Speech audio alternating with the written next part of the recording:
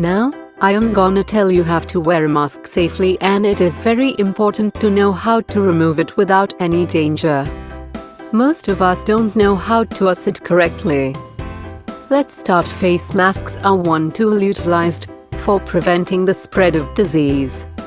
Face masks help limit the spread of germs. When someone talks, coughing, or sneezes, they may release tiny drops into the air that can infect others. We cannot assure that person is affected by the disease just by seeing him. If he is wearing a mask, the risk of spreading will become less. But you can be more safe if you are wearing a mask. Here are some of the risk percentages of usage of mask. So my friends, you are highly recommended and must be careful that your surrounding must wear a mask. Now I am going to tell you how to wear a mask properly. 1. Clean your hands with soap and water or hand sanitizer before touching the mask. 2.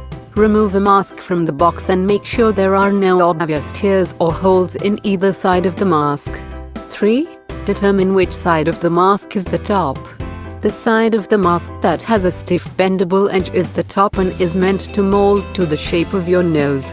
4. Determine which side of the mask is the front. The colored side of the mask is usually the front and should face away from you, while the white side touches your face.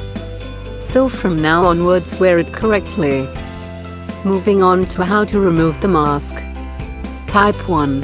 Face mask with air loops. Hold both of the air loops and gently lift and remove the mask. Type 2. Face mask with ties. Untie the bottom bow first, then untie the top bow and pull the mask away from you as the ties are loosened. Finally, throw the mask in the trash. Clean your hands with soap and water, or add a little bit of sanitizer. Keep yourself safe and let others to be safe.